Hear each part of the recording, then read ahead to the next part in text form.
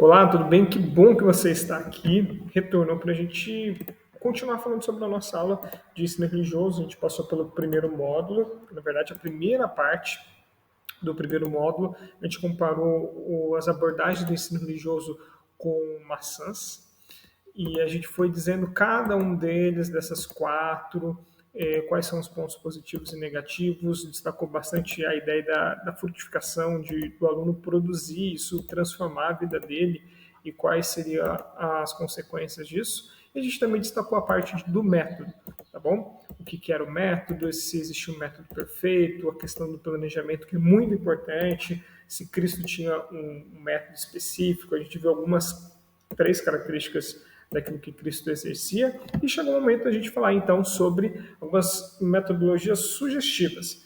Mas a gente sempre tem que ter em mente que há duas formas, duas estratégias, ou focado no professor ou no aluno. Focado no professor vai ser no ensino e no aluno na aprendizagem, ou seja, é mais importante a gente focar no aluno porque ele é objeto do nosso ensino. A gente quer realmente transformar, a gente não quer apenas cumprir um papel, talvez eu consiga ensinar. Não, a gente quer que realmente esse conteúdo não somente chegue a ele, mas que haja uma transformação. Ou seja, também não é só chegar o conteúdo nele, mas é ele perceber e ter alegria de poder se envolver, de poder aprender mais e capacidade de regular a sua própria aprendizagem, né? Amadurecimento. Então, isso é muito importante. Eu vou passar aqui bem rapidinho. Se você achar importante, você pode pausar e ver com mais detalhes, tá bom? Mas quando você pensa assim, mas o que eu vou fazer?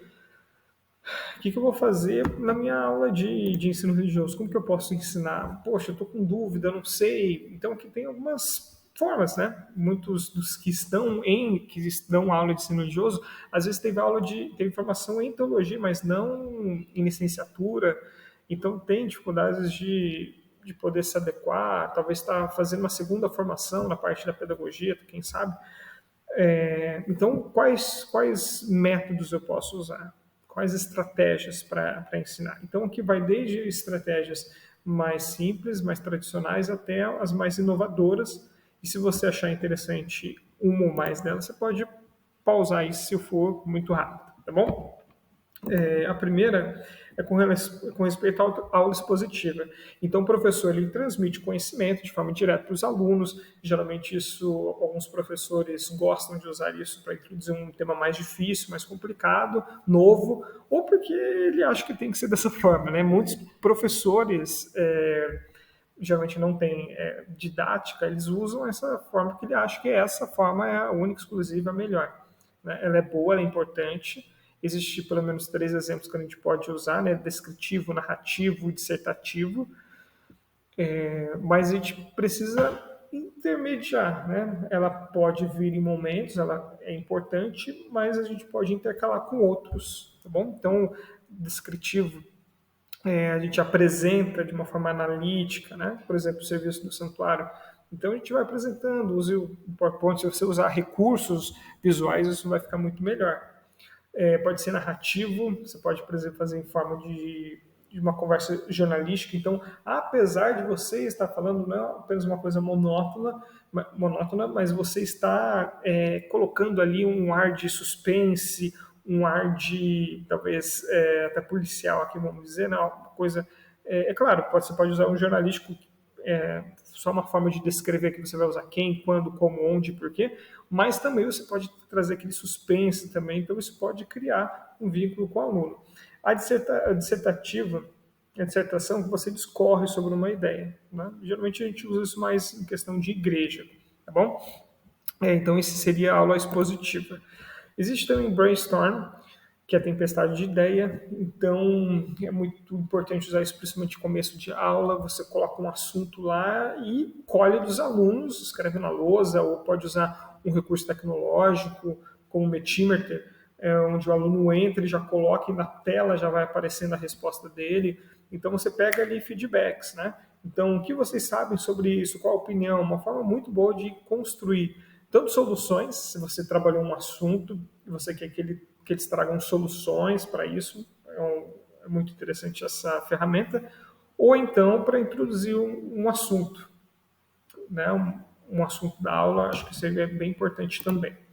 Um outro estudo de caso, quando você analisa as implicações de um problema, você pode trazer um caso real e analisar junto com os alunos, e é importante você seguir passos, analisar o que gerou o problema, depois analisar a consequência do problema, o terceiro, sugerir soluções para ele, e então, o quarto, relatar as ideias para a sala. Então, você dá um pouco de autonomia, aquilo que eles viram, talvez um conceito que você viu agora está aplicado na vida de uma pessoa, ele está discutindo sobre isso com um grupo, então isso é muito interessante. Isso causa uma aprendizagem bem significativa, porque ele viu um caso, não apenas teorizou sobre algo, mas algo se tornou mais concreto ali. Né? Então, está falando sobre a eutanásia, por exemplo. Tinha uma aula que a gente estudava sobre um caso que aconteceu nos Estados Unidos, e a mulher estava tanto tempo vegetando, enfim, o marido queria que desligasse o aparelho e a família dela não, e daí foram muitos anos até que ganhou o marido, né, a versão, o pedido, né, do marido, e teve um protesto lá, uma onda de protesto. Então você vai vendo o estudo de caso, né, a gente estudou sobre a eutanásia, essa é uma implicação do sétimo mandamento, mas né, agora eu estou vivenciando, estou defendendo, né? Isso pode até isso por um outro caso que é o do debate. Então, o estudo de caso seria algo menor ali, um grupo, e o debate seria, você pode separar, olha, um grupo da sala vai defender isso e outro isso, e um outro caso, né? Então, isso é muito importante e principalmente ali para o ensino médio é muito bom isso, eles gostam de debater sobre esses assuntos. E é importante que eles se baseiem em evidências. No mundo onde tem a fake news, a fake opinion, né? Ou seja, eu me baseio as minhas opiniões em coisas que são falsas também. Então, é muito importante até uma forma deles construírem o pensamento deles e a argumentação deles também baseado em evidência. Da próxima é um interrogatório. Você pode pedir assim para o aluno, olha, a próxima você até adianta o que o aluno o que vai ser abordado na aula seguinte, que é a sala de aula invertida, mas eu já vou falar um pouquinho melhor sobre ela daqui a pouco. Você pode combinar com isso, olha, tal aluno vai estudar o próximo capítulo, na verdade todos vão estudar, e 3 pessoas aqui vão estudar para dizer, argumentar, falar do que o capítulo diz, e os demais vão levantar perguntas, e vocês 3 vão ter que responder.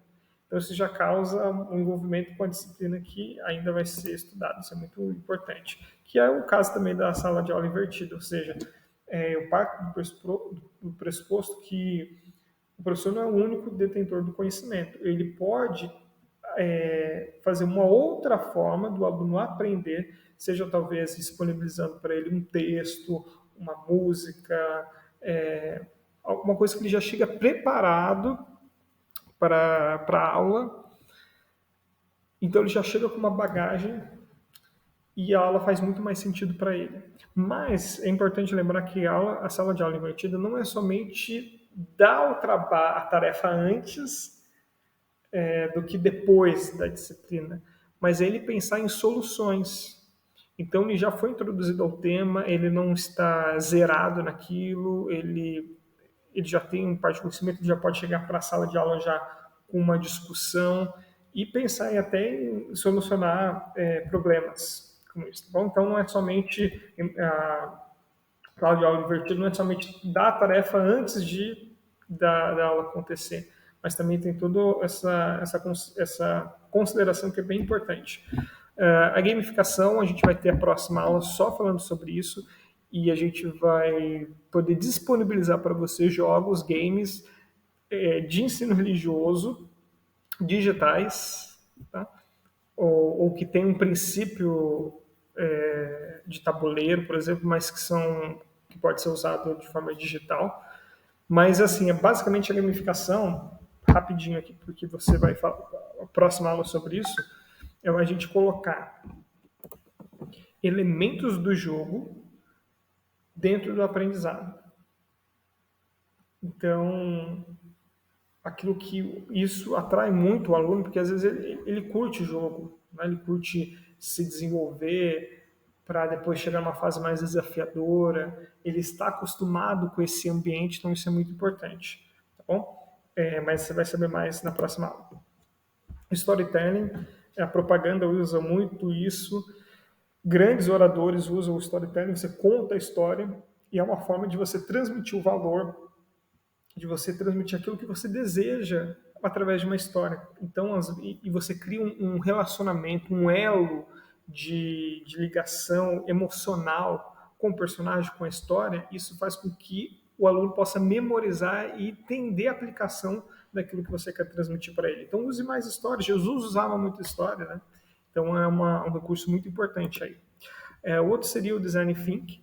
Usei recentemente com universitários de teologia e eles então aplicaram aquilo que eles passaram um mês estudando, uma situação fictícia, e eles tiveram que analisar aquele contexto, entender o problema e soluções para alcançar esse problema. O que pode ser baseado, nos lembra bastante do aprendizado baseado em problemas, e temos colegas aqui que trabalham com o ensino médio, principalmente com as turmas, né, do novo ensino médio também, que escolhem algumas áreas específicas para crescer mais naquilo. E é muito interessante porque faz o casamento não de que eu estou aprendendo alguma coisa, mas que isso é muito distante, que eu não vou usar. Eu já estou solucionando problemas aqui e agora, ou já refletindo com quanto esse conteúdo eu posso aplicar no meu contexto.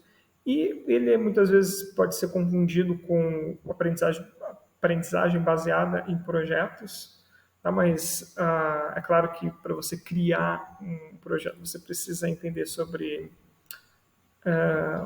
resolver problemas, tá? Mas são bem interessantes e têm crescido, tem livros sendo lançados nisso, e é uma forma da gente, não foi pensado só para o ensino religioso, mas é aplicado ao ensino religioso, e muito interessante mesmo. E sobre as características e as necessidades dos nossos alunos, a gente não pode pensar, sempre quando a gente vai planejar, melhor dizendo, a nossa aula, a gente tem que pensar o aluno, o contexto, quantos alunos eu tenho em sala, qual é a idade deles, o que eles estão consumindo. Quanto mais eu tiver um relacionamento com eles, mais eu vou conhecê-los. Também vou conseguir alcançá-los. Eu queria dar o destaque, né, sobre tem a infância, né, o pensamento abstrato, então a ludicidade é muito importante, a história é muito importante também, mas quando chega na adolescência, todo mundo gosta de uma história, todo mundo gosta de algo dinâmico. Então você percebe que o aluno, que o adolescente, ele precisa de companhia, tanto quanto a gente precisa tomar água, porque é muito importante. Então, o grupo vai ter um valor muito importante, e ele é capaz de abrir mão dos seus princípios, se ele veio de um lar até mesmo cristão, ele é capaz de abrir esses princípios para ele poder ser aceito no grupo ali, sei lá, da escola, do colégio, outro grupo que ele faz parte. Então, e como ele não tem o córtex pré-frontal totalmente desenvolvido, está em processo, tanto o corpo dele quanto a maturação do próprio cérebro, então ele é capaz de fazer coisas sem pensar direito, sem pensar nas consequências disso. Então abordar esses temas é extremamente importante. E ele tende a se afastar um pouco dos pais para poder entender quem é ele. Meus pais pensam assim, mas quem eu sou, qual que é a minha vida. Mas eles têm um grande respeito por adultos ou jovens, enfim, que são referências para eles e que se importam com eles. Tá? E mesmo que um adolescente diz assim, não, eu sou ateu, né, eu não gosto dessa disciplina porque eu sou ateu, a gente pode levar um pouquinho mais essa resposta de forma madura, porque ele está em processo de crescimento, de desenvolvimento, e não quer dizer que ele é ateu e ponto final. Pode haver mudança. Eu já presenciei, e muitas vezes sempre tem um motivo porque ele diz que é dessa forma. Com carinho, com atenção, com respeito, né, não batendo de frente. Você pode ir convidando ele para fazer projetos práticos também. Isso pode trazer um significado diferente que ele não tinha percebido e pode abrir de uma aula que ele, só pela disciplina, pelo nome do componente curricular, ele odiava, ele agora pode estar aberto e querendo conhecer mais sobre Deus. Isso é muito interessante, tá bom? E Perry ele diz que nós precisamos entender a Bíblia para a gente saber como o que ensinar e de pessoas para saber quando e como ensinar. Então isso é muito importante. Entender da Bíblia o seu contexto, mas também como a mensagem dela é relevante para essa geração que vive agora. E para isso a gente precisa entender que quando a gente faz um planejamento de aula, e agora eu quero chegar nessa questão, a gente precisa alcançar 3 requisitos básicos. Quando eu ensino, eu preciso tocar o cérebro do meu aluno, eu preciso tocar o coração dele e ele precisa usar as mãos dele. Então envolve o cérebro, né? O saber, a mente, melhor dizendo, a mente significa o saber, o coração seria o sentir e as mãos seria o fazer, ok? Se a gente pensar no desenvolvimento integral do aluno, a gente tem essa relação aqui: o saber, o sentir, o fazer, o social e o espiritual.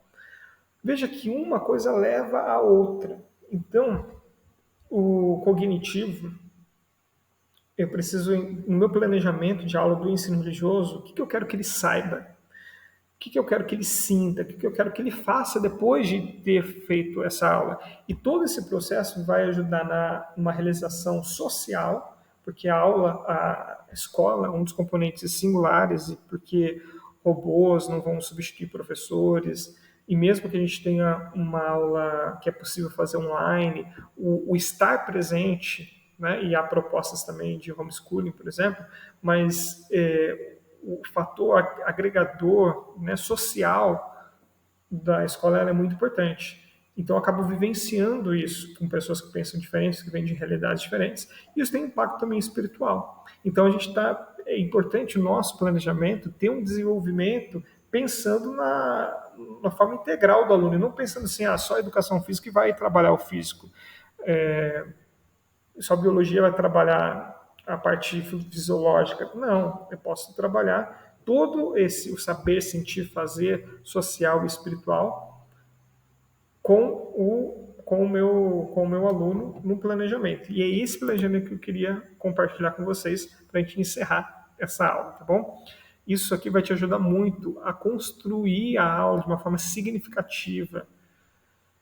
Isso é importante, voltando até na aula anterior, que você tenha esse planejamento, isso em mente, onde você quer chegar, para que além de você ter segurança e construir um planejamento, um plano de aula, para que você tenha isso registrado. E talvez você esteja começando agora e você não sabe nem para onde ir. Mas a partir do momento que você tem uma direção, desse saber, sentir, fazer, isso faz mais sentido para você, e você pode guardar esse material para os próximos anos. É claro que você não vai aplicar exatamente como você fez no ano anterior, mas você já tem uma base para então construir as aulas e você vai ficando cada vez mais maduro nesse aspecto. Então, vamos dividir aqui, o saber, o sentir e o fazer. Então, o objetivo começando do saber, a mente, eu preciso tocar a mente do meu aluno. Então, a natureza, o conhecimento. E aqui tem alguns verbos que eu posso usar para entender melhor o saber. O sentir, então, seria atitudes, valores, compromissos. E o fazer, então, seria habilidades e comportamentos que eu quero que ele realize. Ok? Então, são esses aí. Veja que eu coloquei aqui um plano que eu fiz para apresentar para vocês. Aqui ele está pequeno, mas você vai ter à disposição. Mas veja que ele tem nos objetivos desejados o saber, o sentir e o fazer. O que eu quero depois que essa aula termine que o aluno saiba? O que eu quero que, ao terminar a aula, que ele sinta? O que eu quero que ele faça depois que essa aula terminar? Veja que eu vou buscar ter uma aula muito mais dinâmica, significativa. E a partir que eu tenho esses objetivos, então eu coloco eu crio uma tabela de forma cronológica, o que eu vou fazer, qual atividade que eu vou realizar, quanto tempo que eu vou levar para cumprir esse propósito, e a atividade descrita ali, qual o objetivo que eu estou alcançando. Então, não deixe de ver esse modelo, vai estar o mesmo modelo que está sendo apresentado aqui, você irá ter, e a tarefa para fechar esse primeiro módulo é você pensar em alguma aula, alguma atividade, alguma aula que você já precisa lecionar, e você construir nessa perspectiva. Então, nessa perspectiva aí está falando sobre o chamado de Eliseu. Ele compara com um outro chamado que Jesus fez no Novo Testamento, e Eliseu diz: "Olha, deixa eu voltar para minha casa", e a primeiro Elias fala: "Pode ir", e o segundo Jesus fala: "Não, deixa os mortos sepultarem seus mortos". O que quer dizer com isso? E vai terminar aplicando que todos têm dons, talentos, e o que eu posso fazer? Eu preciso responder imediato. Então isso é bem interessante, mas pense agora na sua aula e construa. Então, para a gente terminar esse primeiro módulo, foram essas duas aulas, a primeira e essa segunda. Construa, então, um planejamento com os materiais que você vai ter acesso, de forma que você pense como que eu posso alcançar a mente, o coração e as mãos dos meus alunos. E eu vou conseguir construir uma aula muito mais significativa, uma aula muito mais prazerosa e que tem sentido para o aluno. Né? Às vezes a gente tem esse problema na educação, né? E por que eu vou fazer com isso? Você não precisa fazer isso só no futuro, você já pode fazer agora, você pode responder para o seu aluno isso. Então, pense nisso.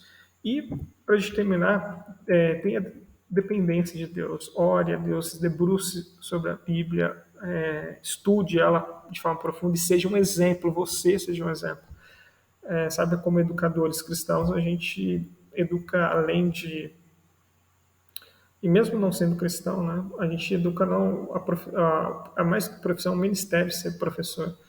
Então é mais do que na sala de aula, até mesmo na sala de aula, aquilo que a gente não diz muito fora de sala de aula, nas nossas redes sociais. Então seja um exemplo, tenha dependência de Deus para você ter discernimento para como educar, como metodologia seguir e ter prazer, né, em estar em sala de aula. E essa foi as nossas duas primeiras aulas, nosso primeiro módulo. A gente viu sobre abordagens do ensino religioso, objetivos, sobre metodologia, qual escolher, sugestões, pensamos nas necessidades dos alunos e a gente teve um esquema sugestivo aí de como eu posso alcançar a mente, o coração e as mãos dos meus alunos. E olha o material extra que vai ter aí disponível para você. Faça para que você possa se envolver, entender melhor ali, suas aulas vão ser melhores ainda. E a gente se vê no próximo módulo, onde a gente vai ver sobre gamificação, depois sobre dinâmica, sobre contato com a natureza, e eu te aguardo lá, tá bom? Tchau, tchau. Fica com Deus.